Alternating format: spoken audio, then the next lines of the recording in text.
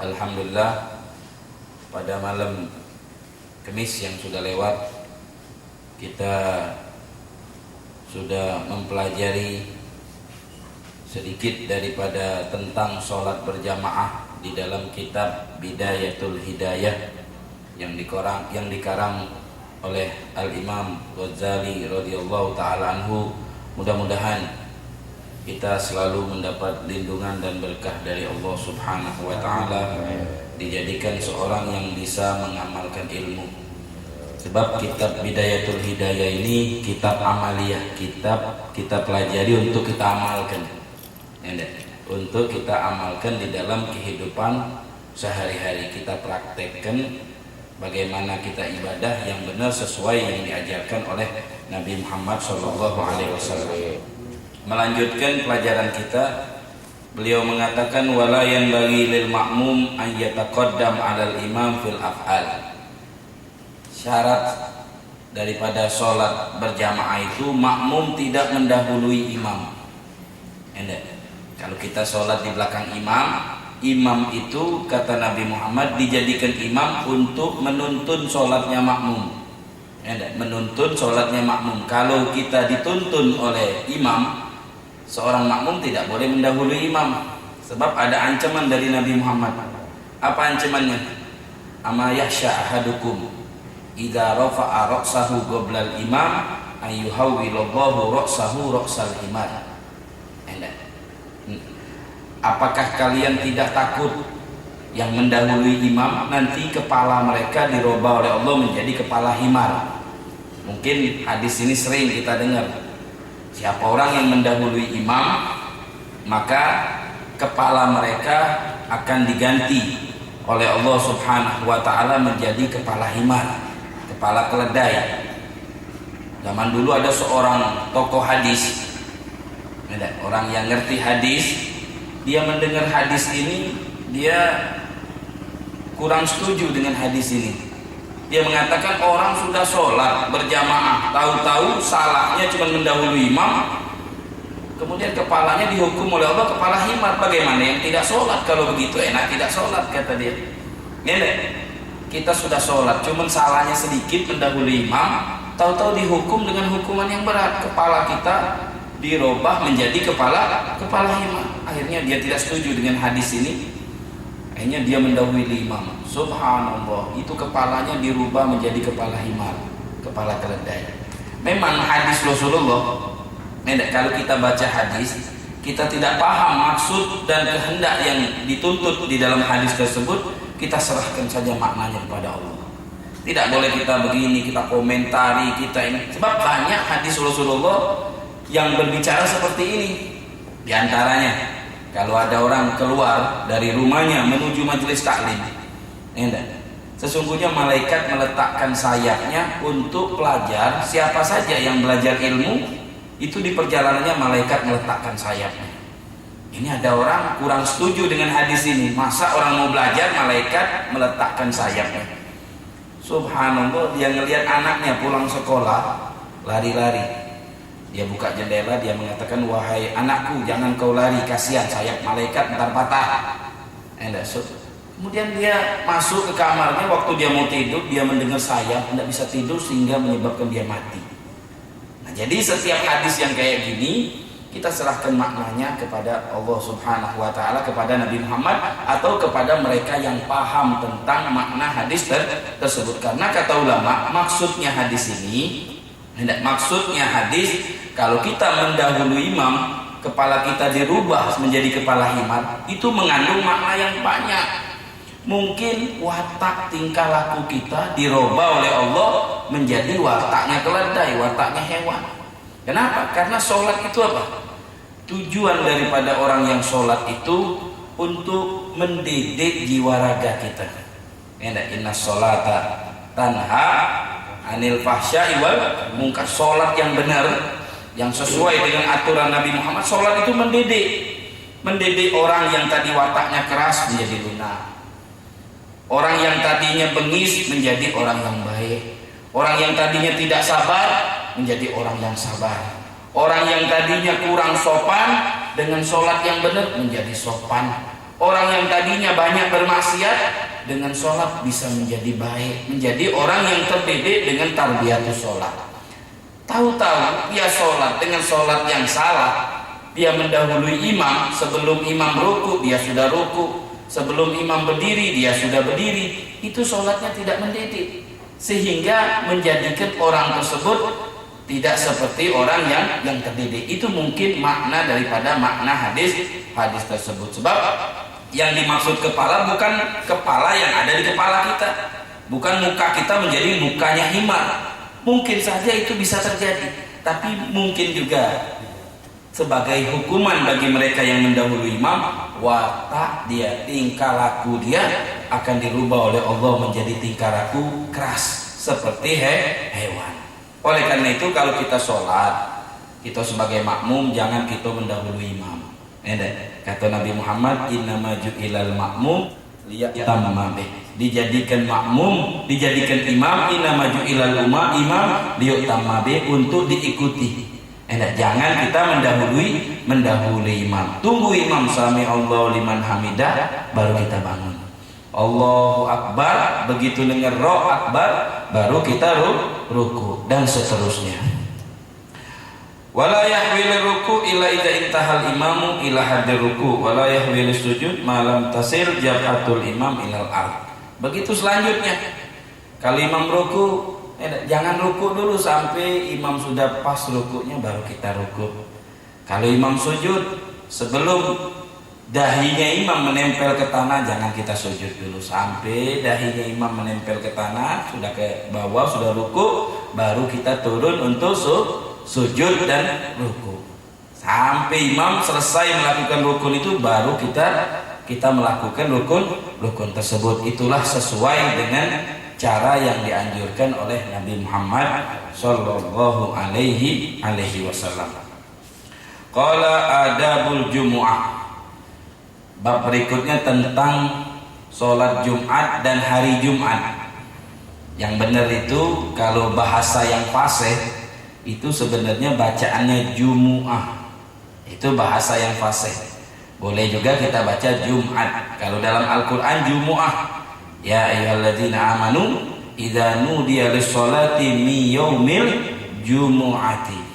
Bukan Jum'ati tapi Jumu'ah. Elam annal Jum'ah idul mu'minin wa huwa yaumun syarifun khassallahu azza wa jalla bihi. Ketahuilah hari Jumat itu hari rayanya kaum muslimin, hari besar kaum muslimin. Sebagaimana orang Yahudi, orang Nasrani itu ada hari besarnya. Kalau orang Yahudi Nasrani, hari besarnya tidak boleh dari pagi dia melakukan aktivitas duniawi. Itu kalau orang-orang terdahulu. Begitu masuk hari besar, dari pagi mesti ke tempat ibadah. Itu kalau orang terdahulu. Dia di zaman dulu, di zaman itu aktivitas mereka yaitu ke laut mancing. Aktivitas mereka ke laut mancing. Subhanallah, diuji oleh Allah. Hari besar mereka pergi ke masjid, tahu-tahu ikan yang ada di laut itu keluar semuanya.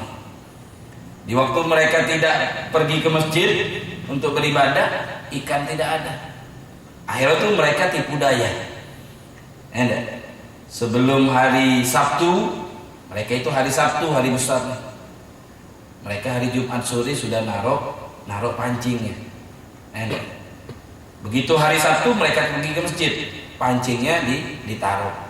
Hari Minggu pagi mereka narik, atau ikannya dapat banyak. Nah, ini perbuatan mengakali agama. Tidak boleh kita di dalam agama ini kita jadikan akal-akalan. Akhirnya apa dia? Dikutuk oleh Allah Subhanahu wa taala menjadi kera. Itu mereka yang melakukan pelanggaran pada hari Sabtu, mereka gunakan tipu daya sehingga mereka mendapatkan keuntungan duniawi.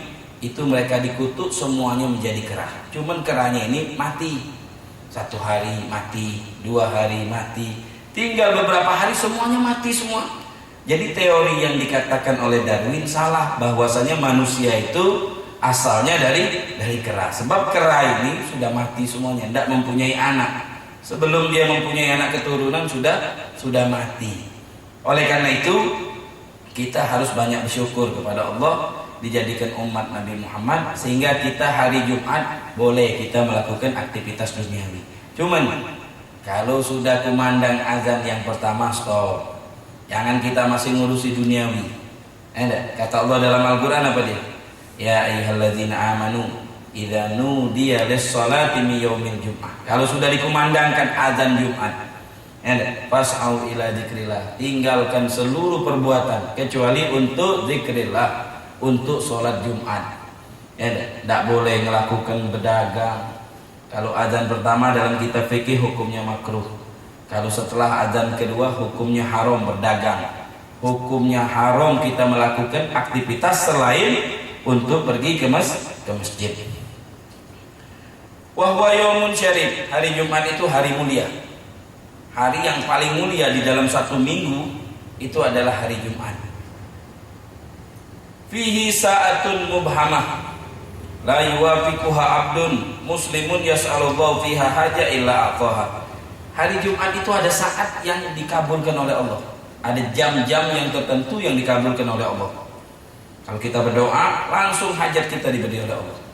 Ada yang mengatakan saat tersebut di waktu sholat subuh. Ada yang mengatakan di pagi hari.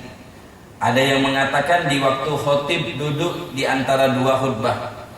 Ada yang mengatakan di sore hari, seperti yang kita namakan dengan waktu Fatimiyah. Waktunya Siti Fatimah.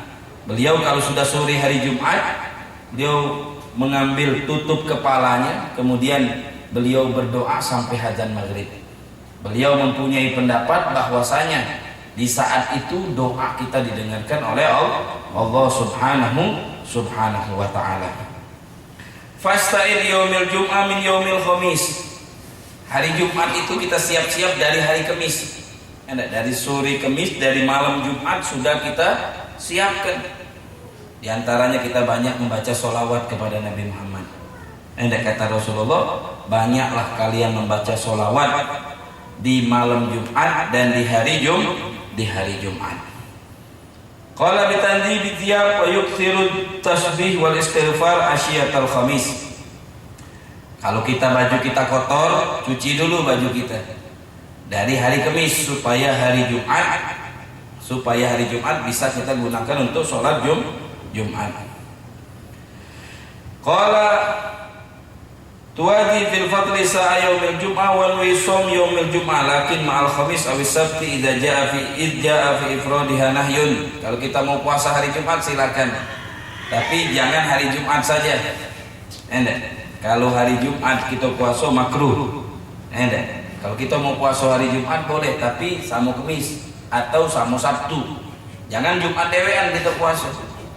Kalau seandainya kita tidak ada sebab mau puasa sunnah. Puasa sunnah cuma hari Jumat saja, kita katakan puasanya sah tapi makruh. Kenapa? Karena ada larangan dari Nabi Muhammad mengkhususkan hari Jumat untuk puasa, hukumnya makruh. Gimana caranya supaya tidak makruh? Kita puasa hari sebelumnya satu kali. Hari Kamis sama hari Jumat boleh itu hukum. Atau hari Jumat sama hari Sabtu, jangan dia Jumat sendirian. Itu hukumnya tidak makruh. Fa iza ittala'a 'alaika subhu faltasil fa inna ghusli yaumil jum'ah wajibun 'ala kulli muhtalim. Kalau sudah fajar terbit, ini akhlak kita, amalan kita di waktu hari Jumat. Kalau sudah azan terbit subuh hari Jumat, maka disunnahkan kita mandi. Hari Jumat itu sunnah mandi kan? Kapan masuknya waktu sunnahnya mandi?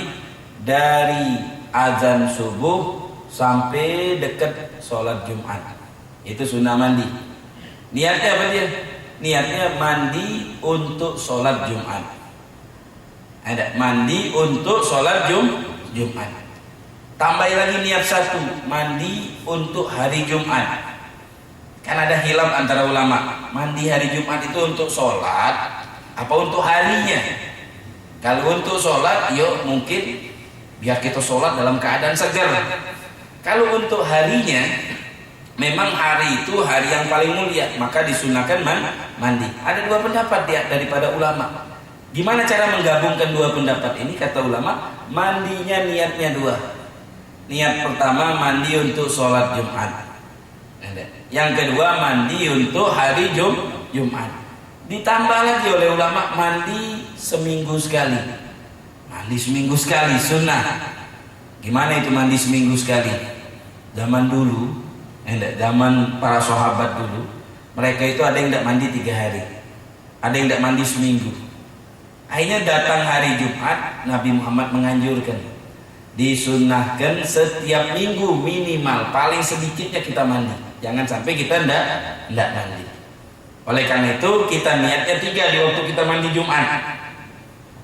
Mandi untuk sholat Jumat, mandi untuk hari Jumat, mandi untuk seminggu sekali. Walaupun kita tiap hari mandi, tiap hari kan mandi, pagi mandi, sore mandi, hari berikutnya pagi mandi, sore mandi. Tapi di hari Jumat kita niatkan 3 supaya kita mendapatkan tiga pahala. Karena wa innamal likulli imri'in ma nawa. Seberapa banyak kita niat, disitulah kita mendapatkan pahala dari Allah Subhanahu wa ta'ala. Kata Rasulullah, mandi Jumat itu sangat dianjurkan.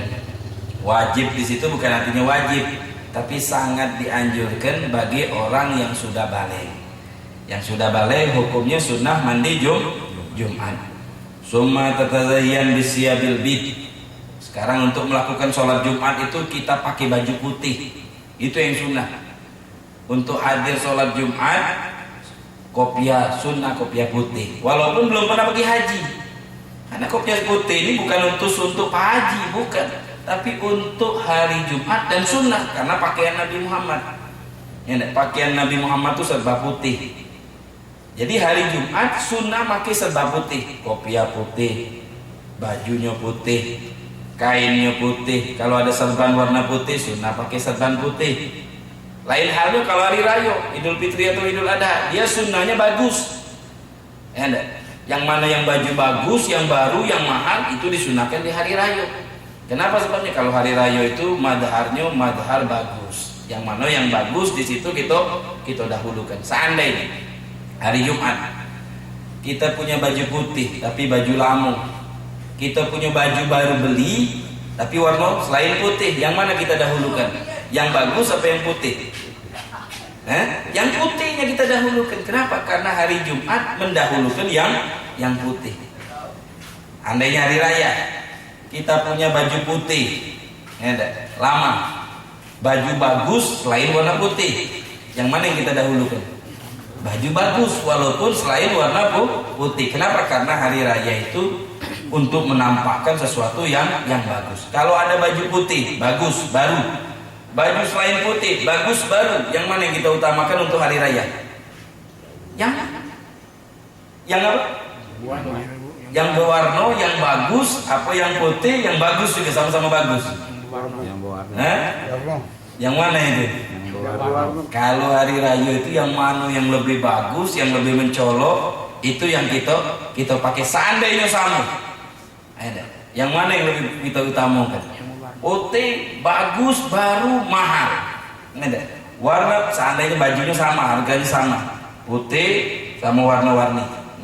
Untuk hari raya, ya kita lebih dahulukan warna putih karena sama baru, sama-sama mahal. Karena yang putih itu memang sunnah daripada sunnah Rasul. Kata Nabi Muhammad, pakailah pakaian yang putih dan pakaikan keluarga kamu yang meninggal warna putih.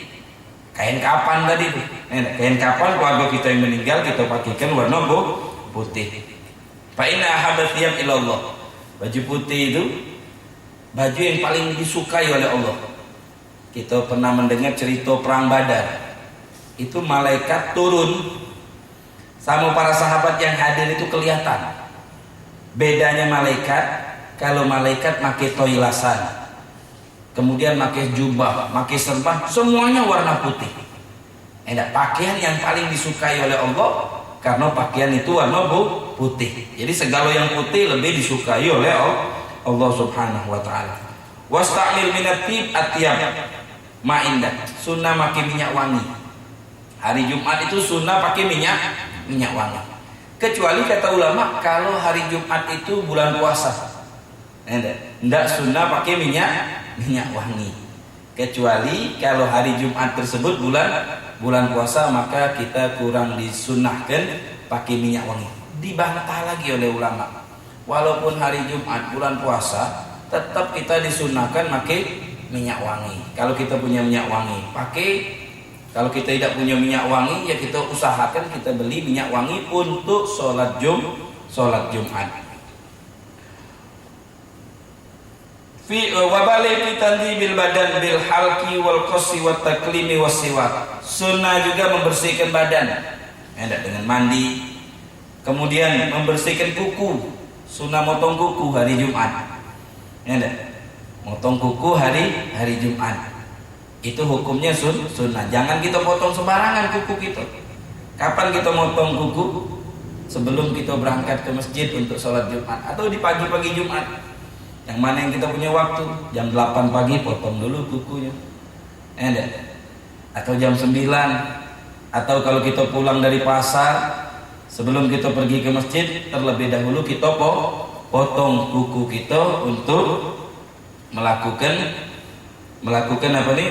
sholat Jumat, potong tersebut.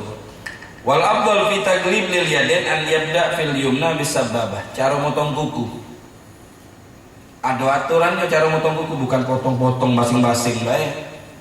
Ada aturan. Untuk tangan kanan di sini disebutkan motong kuku pertama kali bisababah ilal hinsir. Mana sababah? Ini. Dari sini kita potong, habis itu ini kita potong tangan kanan, habis itu ini nitik tangan kiri. Kemudian ila hinsiril yusra alal wala. Kemudian dari tangan kirinya dari sini.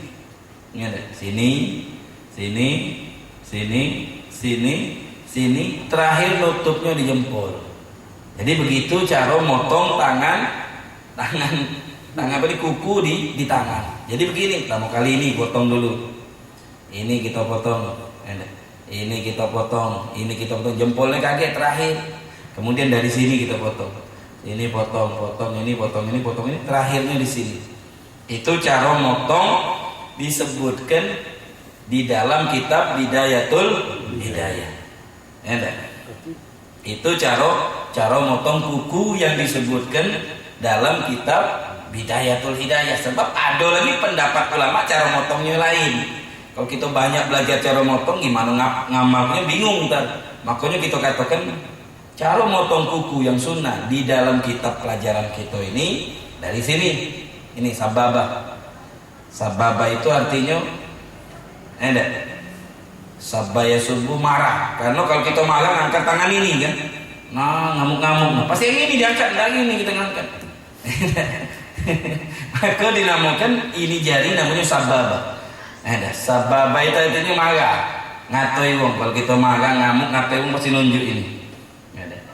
Ada lagi kata ulama namanya jari ini apa? Jari musabbih, tasbih. Karena kalau kita bertasbih macam ini ngangkat. Asyhadu alla ilaha illallah. Yang diangkat jari ini, bukan jari ini waktu sholat. Makanya namanya musabbih. Kenapa yang diangkat jari ini? Kata ulama karena di jari ini ada urat. Uratnya ini tadi nyampe ke hati. Kita sholat kan asyhadu alla ilaha illallah. Waktu Allah angkatnya jari telunjuk. Karena di sini ada hati. Hati ini tadi ada urat. Urat ini tadi nyambungnya ke hati. Begitu kita gerakkan langsung hati kita ingat Allah. Tauhid kita ingat kepada Allah. Kalau kita sholatnya khusyuk asyhadu alla ilaha illallah. Langsung ingat Allah kalau gitu.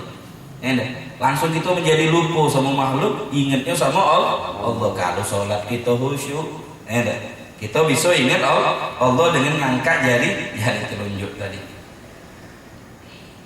Wafil rijlain, kalau letak kuku kaki. Yabda min hinsiril yumna ila hinsiril yusra.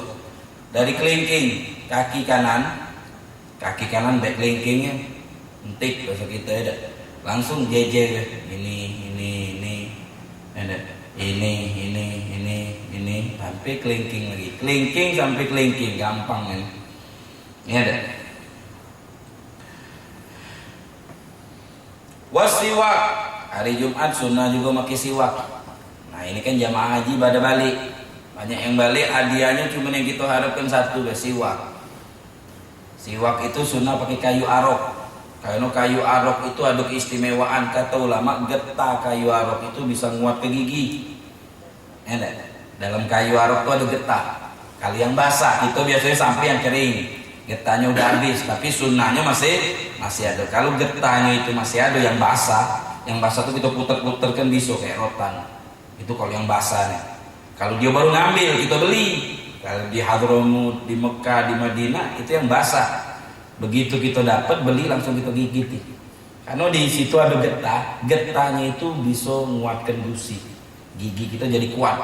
Terus getah itu bisa nyedas ke nota. Itu getah yang ada pada kayu arok, akar arok. Kayu arok kan akarnya itu, yang ada dalam tanah dari pohon arok, pohon berduri.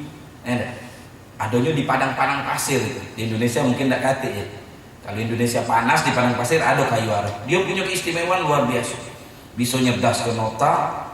Bisa mendatangkan mati syahid, bisa menyebabkan baunya tadi itu dicintai oleh Allah, dibenci oleh setan bau itu. Kalau kita sering kamu setan, gawak kayu arok, setan tidak berani dekat sama kita. Kalau bau kayu itu tidak didemani oleh setan, tapi dicintai oleh para malaikat, oleh Allah subhanahu wa ta'ala. Cara bersiwak yang benar, yang sunnah, sebenarnya siwak itu artinya menggosok gigi dengan cara apapun boleh.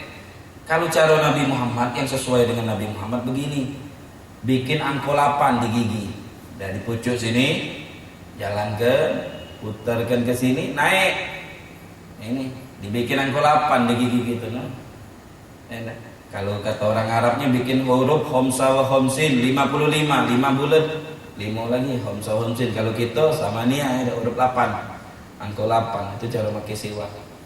Dan niat di waktu kita pakai siwak, niat sunnah menggunakan siwak. Nawaitu siwak, saya niat memakai siwak untuk mendapatkan sunnah, menjalankan sunnah daripada sunnah Rasulullah. Itu siwak, kayu arok. Kalau kayu aroknya tidak ada, segala sesuatu yang khosyim, yang kasar boleh kita gunakan sebagai siwak. Ujung baju, sapu tangan, sorban, syal, sarung. Selain jari kita sendiri, tidak bisa jari kita. Kalau kita mau siwak pakai jari, tidak dapat sunnahnya Rasulullah Shallallahu Alaihi Wasallam. Wa tatib raihah thumma bakir ilal jami' wasi' ilaiha. Kemudian pakai minyak wangi yang paling bagus. Paling bagus minyak wangi itu yaitu minyak wangi misik. Minyak wangi misik itu dari darahnya gozal, kijang. Kijang itu di bawah perutnya itu ada kantong kecil darah. Kalau darahnya itu sudah masak, nanti digaruk pakai kakinya jatuh kantongnya. Itulah minyak wangi misik. Darah yang bisa halal tidak najis kalau sudah jadi minyak misik, darahnya gozal, kijang. Itu minyak wangi yang paling bagus, minyak wangi misik. Kemudian bergegas pergi ke masjid jami. Kalau orang-orang terdahulu dia pergi ke masjid jami itu, ke masjid untuk sholat Jumat, itu masih bawa senter, masih malam hari, masih subuh, habis sholat subuh dia pergi ke masjid. Kalau kita sekarang pergi ke masjid subuh-subuh, masjid masih tutup. Minimal jangan telat kita pergi ke masjid, minimal jam 10, jam 11 sebelum azan. Jangan azan baru datang ke masjid. Hari Jumat lain. Kata ulama, pertama kali bid'ah yang terjadi dalam Islam ini, kaum muslimin mengakhirkan pergi ke masjid. Itu bid'ah yang nyimpang dari Nabi Muhammad. Bid'ah kan yang nyimpang dari ajaran Nabi, yang pertama kali disimpangkan dari ajaran Nabi ini. Kaum muslimin itu enggan bergegas pergi ke masjid, dia nggak mau. Ada yang azan, ada yang qomat, ada yang tahiyat. Sedikit lagi mau salam, datang ke masjid. Ada yang sudah ketinggalan, tidak sholat Jumat. Nah, jadi oleh karena itu sunnah, daripada sunnah di hari Jumat, jangan kita undurkan atau takhirkan untuk pergi ke masjid.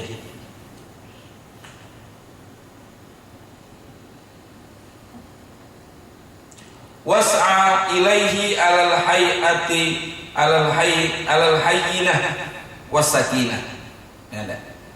Dan datanglah ke masjid itu dengan sakinah wal waqar, dengan tenang santai, tidak usah lari ke masjid. Kata Nabi Muhammad, "Idza ataitum ila shalah fa alaikum bis sakinati wal waqar." Kalau kamu mau pergi ke masjid, mau sholat, terutama sholat Jumat, tenang datang, jalan. Itulah sifat hamba Allah dalam Al-Quran apa dia? Wa ibadur rahmanil ladzina yamshuna 'alal ardi hauna wa idza khatabahumul jahiluna qalu salama wal ladzina yabituna li rabbihim sujada wa qiyamah. Hamba Allah contohnya itu kalau dia berjalan di muka bumi ini santai. Bahasa kitanya kalau ninjak semut enggak mati. Lemah, lembut, santai pergi ke masjid. Jangan kita lari-lari. Wala tatuna wa antum tas'auna. Jangan kita datang sholat lari-lari. Kenapa? Nanti kalau kita sampai ke masjid lari-lari, mengas. Akhirnya sholat kita tidak khusyuk. Jadi datanglah yang santai, yang pelan, sampai kita berada di masjid. Jangan kita lari-lari, itu dilarang oleh Rasulullah sallallahu alaihi wasallam. Faqad qala Rasul sallallahu alaihi wasallam, man raha ilal jumu'ah fi sa'atil ula faka'annama qarraba badanah wa man raha fi sa'atis saniyah faka'annama qarraba baqarah. Dan ila akhiril hadis. Kata Rasulullah, dari pagi sampai jam sholat Jumat itu dibagi menjadi beberapa bagian. Jam yang pertama kalau kita datang ke masjid seperti kita bersedekah Baqarah. Badana seperti kita bersedekah sapi. Onta. Jam kedua kita pergi ke masjid seperti kita sedekah sapi. Jam ketiga kalau kita pergi ke masjid seperti kita sedekah kambing. Jam keempat kalau kita pergi ke masjid seperti sedekah ayam. Jam kelima dekat komat, dekat azan. Belum azan ini, dekat azan seperti kita sedekah telur ayam. Jangan-jangan kita telur ayam terus sedekahnya. Tiap hari Jumat sedekah telur ayam, dekat azan, dekat azan. Coba sekali itu nih jam pertama kita datang. Dari jam 6 pagi sampai jam 12 azan. Jam 6, jam 7, jam 8, jam 9, jam 10, jam 11, jam 12 dibagi 5 ini. 1 jam seperempat sewa. Jam 6 sampai jam 7 seperempat kalau kita datang seperti kita sedekah ontok. Jam 7 sampai jam 8 seperempat seperti sedekah sapi. Jam 8 seperempat sampai jam 9 kambing.